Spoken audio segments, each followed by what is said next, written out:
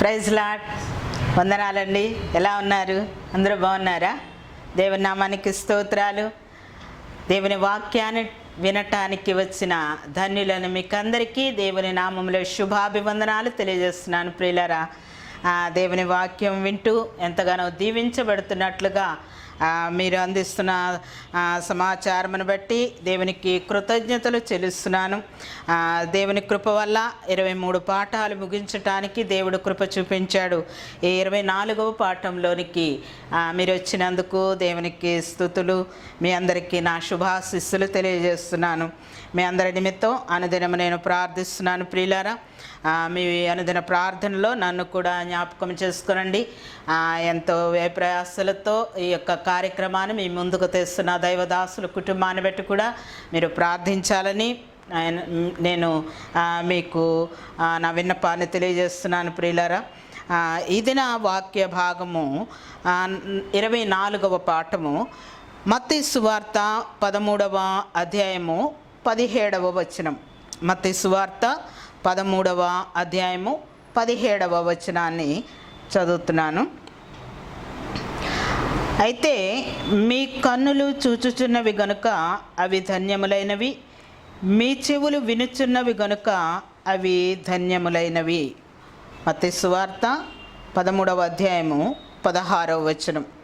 మీ కన్నులు చూచుచున్నవి గనుక అవి ధన్యములైనవి, మీ చెవులు వినుచున్నవి గనుక అవి ధన్యములైనవి. ప్రియులారా, డబల్ బ్లెస్సింగ్ ఎవరికి కావాలండి? ఇక్కడ 2 సార్లు ధన్యులు ధన్యులు అని చెప్పబడుతూ ఉంది. 2 సార్లు. ఏమి ధన్యులు? ఏమిటి ఈ ధన్యత అంటే, చూచే కన్నులు ధన్యమైనవి, వినే చెవులు ధన్యమైనవి. ప్రియులారా, ఈ వాక్యాన్ని ఎవరితో చెప్పారు అంటే, యేసు ప్రభువారు స్వయంగా యేసు ప్రభువారు పలికిన మాటలు ఇవి. యేసు ప్రభువారు ఎవరితో పలికారు అంటే శిష్యులతో చెప్పారండి. ఎవరితో పలికారు? యేసు ప్రభువారు శిష్యులతో పలికారు. ప్రభువారు శరీరధారిగా ఉన్న దినాల్లో పరలోక రాజ్య మర్మాల్ని ఉపమానాల రీతిగా చెబుతుండేవారండి. ఉపమాన కథల్లాగా చెప్తుండేవాడు. అంటే పరలోక విషయాల్ని ఈ లోకంలో మనకు అర్థమయ్యే వస్తువులతో పోల్చి ఆ రీతిగా మనకు అర్థమవ్వాలి అని కథల రూపంలో చెప్తూ ఉండేవాళ్ళు. అయితే ఆ మాటల్ని అక్కడున్న జనసమూహం అంతా కూడా చాలా సంతోషంగా వింటూ ఉండేవాళ్ళు. ఈ జనసమూహాలంతా వెళ్ళిపోయిన తర్వాత ఏకాంతంగా ఉన్న సమయంలో శిష్యులు వచ్చి అడుగుతుండేవాళ్ళు, ప్రభువా, దానికి అర్థం ఏంటి? ఆ విత్తువాని ఉపమానం చెప్పావు, దానికి అర్థం ఏంటి? పెండ్లు కుమారు ఉపమానం చెప్పావు, దానికి అర్థం ఏంటి? ఇట్లా అడుగుతూ ఉండేవాళ్ళు. యేసు ప్రభువారు ఓపికగా చెప్తూ ఉండేవాళ్ళు. అర్థమయ్యేవాళ్ళు, వారికి బాగా అర్థమయ్యేటట్టుగా చెప్తుండేవారు. అయితే ఉన్నట్టుండి ఒకసారి శిష్యులు అడిగారు, ప్రభువా, ఉపమానాల రీతిలో ఎందుకు చెప్తున్నావు? డైరెక్ట్గా మాకు చెప్పేసేయచ్చు కదా, పరలోక రాజ్య విషయాన్ని, అక్కడ జరిగే విషయాన్ని, అక్కడ ఏ రీతిగా ఉంటుంది ఏమిటి అన్నది అవి మాకు డైరెక్ట్గా చెప్పొచ్చు కదా. ఉపమానాల రీతిగా మీరు చెప్పటం అవి కొంతమందికి అర్థం కాక మాకే అర్థం అవట్లేదు, మీతో అస్తమాటు ఉండేవాళ్ళ మాకే సరిగా అర్థం కాక కొన్ని విషయాలు మరలా ఇంటికి వచ్చిన తర్వాత మిమ్మల్ని అడుగుతున్నాం, ఎందుకు మాకు ఆ రీతిగా చెప్తున్నారు మీరు అని ప్రభువారిని ఒకరోజు అడుగుతారు. అయితే అప్పుడు యేసు ప్రభువారు ఏమన్నారంటే, ఇక్కడున్నటువంటి ఈ వీటితో పోల్చి, మీకు తెలిసిన వాటితో పోల్చి చెప్తేనే మీకు సరిగా అర్థం కావట్లా. ఇంకా పరలోక రాజ్య మర్మాల్ని డైరెక్ట్గా నేను చెప్పినట్లయితే మీకు అసలు అర్థం కాదు. అందుకనే నేను ఇట్లా మీకు చెప్తా ఉన్నాను. ఎందుకు అర్థం కావట్లేదు అంటే, వింటున్నారు కానీ వింటలా. చెవులు వింటున్నాయి కానీ అది మనసుకు ఎక్కట్లా. చూస్తున్నట్టే చూస్తున్నారు, కళ్ళు అప్పగించి చూస్తున్నారు కానీ సరిగా చూడట్లా. ఎందుకు అంటే యెషయా చెప్పిన రీతిగా యెషయా గ్రంథము 6వ అధ్యాయము 9, 10 వచనాల్లో చూసినట్లయితే అక్కడ ఏముంటుందంటే, వారు చూచు చెవులతో విని హృదయముతో గ్రహించి మనస్సు మార్చుకొని స్వస్థత నా వలన స్వస్థత పొందకపోనట్లు వారి హృదయం కొవ్వినది అని ఉన్నదని. అంటే వింటున్నట్టే వింటున్నారు కానీ అది సరిగా వింటలే, ఊరికే చెవులతో వింటున్నారంతే, కళ్ళతో చూస్తున్నారంతే. కానీ పరలోక రాజ్య మర్మాల్ని ఈ భౌతికమైనటువంటి నేత్రాలతో చూస్తే, ఈ భౌతికమైనటువంటి చెవులతో వింటే అంత మాత్రమే అర్థం కాదు. ఎందుకు అంటే మీరు మనస్సు మార్చుకొని నా వలన మీరు స్వస్థత పొందకపోనట్లు మీ హృదయం కొవ్వి పట్టు ఉంది, కొవ్వింది అని నేనంటాం కాదండి. బైబిల్ గ్రంథంలో యెషయా గ్రంథంలో ఆ మాట ఉన్న 6వ అధ్యాయంలో మనం చూస్తాం అన్నమాట. అంటే అందుకే నా వలన స్వస్థత పొందినట్లు ఆ హృదయాన్ని స్వస్థపరచగలవాడిని నేనే. మీరు ఆ హృదయాన్ని నాకు ఇచ్చినట్లయితే నేను బాగు చేస్తాను. ఎలాగండి? ఎలాగా ఆయనకి ఇవ్వగలుగుతాం? హృదయం అన్నది ఏమన్నా కంటికి కనబడుతుందా? కంటికి కనబడుతుందంటే హృదయం అనేది కంటికి కనబడేది కాదు. హృదయం కానీ మనస్సు కానీ ఈ రెండు కంటికి కనబడేవి కావు, కానీ ఉన్నది మాత్రం వాస్తవం కదా. కానీ అలాంటి కంటికి కనబడని హృదయాన్ని నాకు ఇచ్చినట్లయితే నేను దాన్ని బాగు చేస్తాను. యెషయా గ్రంథం 6వ అధ్యాయంలో నేను చదివిన మాటలవే. నా వలన స్వస్థత పొందాలి అంటే నాకు ఇవ్వాలి. ఆ హృదయాన్ని మీరు నాకు ఇచ్చినట్లయితే నేను స్వస్థపరుస్తాను. ఎలాగివ్వాలి ప్రభు అంటే, నువ్వు ఎక్కడున్నావు, నువ్వు ఎక్కడికి తెచ్చి మేము ఆ హృదయాన్ని ఇవ్వాలి. నువ్వు కనపడట్లేదు, ఆ హృదయము కనపడట్లేదు. మరి నీకు ఎలాగ ఇవ్వాలి మేము అంటే, ప్రియులారా, ఆ హృదయం భౌతిక సంబంధమైంది. మనకి భౌతికంగా కనబడదు, కానీ అది ఉన్నది వాస్తవం. దేవుడు మనకి కంటికి కనబడకపోయినా ఆయన ఉన్నది ఎంత వాస్తవమో, మనకి హృదయము ఉన్నది అన్న మాట, మనస్సు ఉన్నది అన్న మాట అంత వాస్తవం. కంటికి కనబడని హృదయాన్ని కంటికి కనబడని దేవునికి ఇవ్వటం అన్నదే మర్మం. అది జరగాలి. ఏ రీతిగా జరుగుతుంది అంటే, విశ్వాసము ద్వారా మనం దాన్ని పొందుకోగలుగుతాం. హృదయ శుద్ధి గలవారు ఎవరు దేవుణ్ణి చూడగలుగుతారు అంటే, ఆయన మాటలు ఎవరు వినగలుగుతారు అంటే, హృదయ శుద్ధి గలవారు ధన్యులు, వారు దేవుణ్ణి చూస్తారన్న మాటను మనం చూస్తాం. అంటే ఎవరు ధన్యులు అంటే, ఇక్కడ మనం చదివిన మాటల్లో కూడా ఆయన వాక్యాన్ని వినేవారు, ఆయన చూసేవారు ధన్యులు. అంతేకాకుండా యేసుప్రభువు వారు శిష్యులతో అన్నారు, మీరెంత అదృష్టవంతులండి, మీరెంత భాగ్యవంతులు. మీరు వింటున్న వాటిని వినాలి అని, మీరు చూస్తున్న వాటిని చూడాలని ఎంతోమంది ఆశించారు, ఎదురు చూశారు, నా రాక కోసం కనిపెట్టారు. గత పాఠంలో కూడా మనం ధ్యానం చేసాం ఆ మాటని. బాప్తిస్మిచ్చి యోహాను ప్రవక్తల్లో చిట్ట చివరి వాడన్న మాటను మనం చూసాం. మీరు ఎంత ధన్యులు, నన్ను చూడగలగ మీ కన్నులు నన్ను చూశారు, నా మాటలు వింటున్నారు, వీటిని చూడాలి అని ఎంతోమంది ఎదురు చూశారు, కానీ ఆ ధన్యత వారికి దక్కలేదు. మీరు భాగ్యవంతులు. ఆయన ఇంతకీ ఎవరు ధన్యులు అంటే, ఆయన్ని చూసేవారు ధన్యులు, ఆయనతోటి ఆయన మాటలు వినేవారు ధన్యులు. ఆయన మాటలు ఎక్కడున్నాయి? దైవ గ్రంథంలో ఆయన మాటలు ఉన్నాయండి. ఒక గ్రంథాన్ని కలిగి ఉన్నారండి, ఆయన మాటలు వింటున్నారా?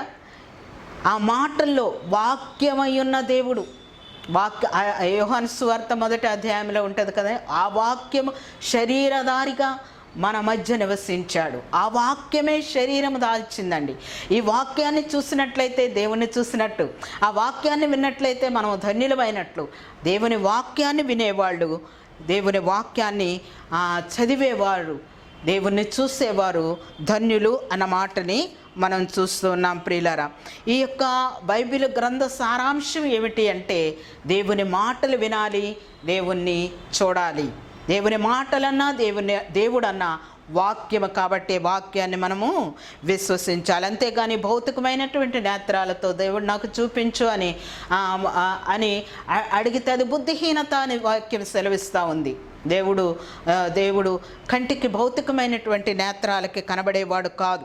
ప్రియులారా, మనం దేవుని ఎప్పుడు చూడగలుగుతాము అంటే ఈ భౌతికమైనటువంటి నేత్రాలు మనం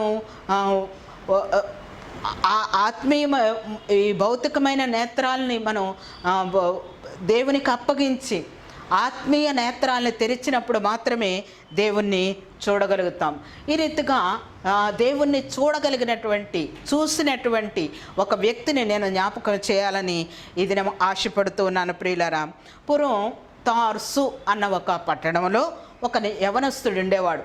ఆ పట్టణం పేరేం పేరండి? తార్సు. అతడు బాల్యం నుంచి కూడా దేవుడంటే చాలా ఆసక్తి కలిగిన వాడు, దేవుని యందు భయభక్తులు గలవాడు. ఎవరన్నా దేవుని అనుసరించట్లేదు అంటే ఆయనకి భలే కోపం వస్తుంది అన్నమాట.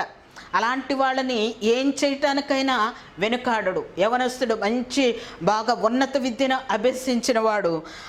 అలాంటి దైవోద్రేకముతోటి దైవాన్ని గురించినటువంటి ఆ పట్టుదలతోటి అతడు కొనసాగుతున్న సమయంలో దేవుణ్ణి గురించి ఆయనకు తెలిసింది యెహోవా మాత్రమే దేవుడు. ఆ యెహోవాను ఎవరను అనుసరించకుండా వేరే దేవుళ్ళని ఎవరన్నా అనుసరిస్తున్నారని తెలిస్తే వాళ్ళని ఏం చేయటానికన్నా వెనుకాడేవాడు కాదు. ఆయన పేరే సౌలు. అలాంటి సౌలు ఒకరోజు ఆ కాలంలో సౌలు జీవిస్తున్న కాలంలో యేసు ప్రభువారు శిలువ త్యాగం చేసి శిలువలో మరణించి తిరిగి లేచి ఆరోహణమైన తర్వాత ఆ శిష్యుల సంఖ్య లేదా సంఘము విపరీతంగా విస్తరించడం ఆరంభించిందండి. అపోస్తుల కార్యముల గ్రంథం 2వ అధ్యాయంలో ఆ సంఘము 3000 మందితో ఆరంభమయ్యి 4వ అధ్యాయంలో 5000 మంది అయ్యి 5వ అధ్యాయంలో అనేకులయ్యి 6వ అధ్యాయంలో బహుగా ఈ రీతిగా సంఘము బహుగా విస్తరిస్తున్న సమయంలో ఇతడు తట్టుకోలేకపోతా ఉన్నాడు.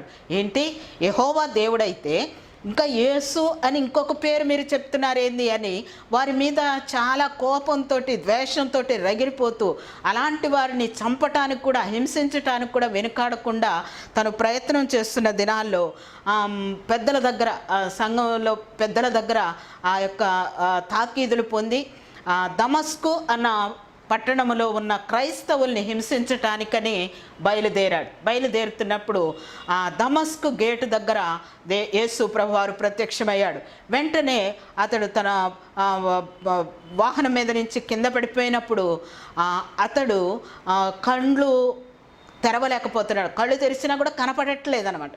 అప్పుడు ఆ చుట్టూ ఉన్నవాళ్ళు అతన్ని ఆ దమస్కులోకి నడిపిస్తారు. ఆ దమస్కులోకి వెళ్ళిన తర్వాత దేవుడు చెప్పాడు, అననీయ అన్న ఒక శిష్యునికి చెప్పి తార్సువాడైనటువంటి సౌలు ప్రార్థన చేస్తూ ఉన్నాడు, నువ్వు అతని దగ్గరికి వెళ్ళి అతని మీద చేతులు ఉంచినట్లయితే అతడు కళ్ళు తెరవబడతాయి, నువ్వు వెళ్ళి ప్రార్థన చేయమన్నప్పుడు అననీయ వచ్చి అతని మీద చేతులుంచి ప్రార్థన చేసినప్పుడు అక్కడ ఉన్న మంచి మాట ఒకటి ఉన్నది ప్రియులారా. అతడు ప్రార్థన ఎప్పుడైతే చేశాడో అతని కన్నుల నుండి పొరల వంటివి రాలగా అతడు తేటగా చూడగలిగాడు. ప్రియులారా, ఆ ఆత్మీయ నేత్రాలు తెరవబడినప్పుడు ఈ భౌతిక నేత్రాలు మూయబడ్డాయి. ఆ పొరలు తొలగిపోయినాయి. ఎప్పుడైతే ఆ పొరలు తొలగిపోయినాయో అప్పుడు అతడు యేసు ప్రభువు దేవుడు అన్న మాటని నమ్మగలుగుతాడు. అంటే నేను ఇక్కడ చెప్పాలనుకున్న మాట, అతడికి కండ్ల నుండి పొరల వంటివి రాలిపోయినాయి. మనకు కూడా ఆ పొరలు ఏమి పొరలు కప్పబడి ఉన్నాయో అవి రాలిపోతే కానీ మనకి దేవుడు కనపడ్డండి. యేసు రక్షకుడుగా మనకి కనబడాలి అంటే, మనము దేవుణ్ణి చూడగలగాలి అంటే మనకు కళ్ళకు కట్టిన పొరలు అవి రాలిపోవాలి. ప్రియులారా, మనకి అహంకారం అనే పొరలున్నాయి, గర్వం అనే పొరలున్నాయి, యేసుక్రీస్తు దేవుడు కాదు అనే పొరలున్నాయి. ఈ సౌలు కూడా తర్వాత ఆ పొరల వంటివి రాలిపోయినప్పుడు ఆ సౌలే పౌలుగా మార్చబడి విస్తారమైన పరిచర్య చేశాడండి. ఏ సంఘాన్నైతే శిక్షించటానికి, ఏ సంఘాన్నైతే దాన్ని లేకుండా చేయాలని ప్రయత్నం చేశాడో ఆ సంఘాన్ని గురించి తన ప్రాణం పెట్టడానికి కూడా వెనుకాడలేదు ప్రియులారా. ఆ బైబిల్ గ్రంథంలో ఆయన రాసిన పత్రికలు 14 పత్రికలు బైబిల్ గ్రంథంలో చోటు చేసుకున్నాయండి. ఈ పౌలు పేరు 185 సార్లు బైబిల్లో వ్రాయబడింది ప్రియులారా. అతడు తన పరిచర్యను చేసి ఎంతో సేవ చేశాడు. ఎంతో కష్టాలకి, ఎన్నో శ్రమలు, ఇబ్బందులు ఆయనకు పడిన పాటలు మామూలు పాటలు కాదు ప్రియులారా. అలాంటి శ్రమలను అనుభవించి అతడు దేవుడిచ్చే ఆ యొక్క కిరీటాన్ని పొందటానికి, నా కొరకు నీతి కిరీటం ఉంచబడి ఉంది, నేను దేవుని దగ్గరకు వెళుతున్నాను అని పరలోకానికి పయనమయ్యాడు ప్రియులారా. హతసాక్షిగా చేయబడ్డాడండి. ఎప్పుడు ఆ రీతిగా నిలబడగలిగాడు. దేవుని కోసం, దేవుని ఎప్పుడైతే చూశాడో దేవుని కోసం నిలబడ్డాడు.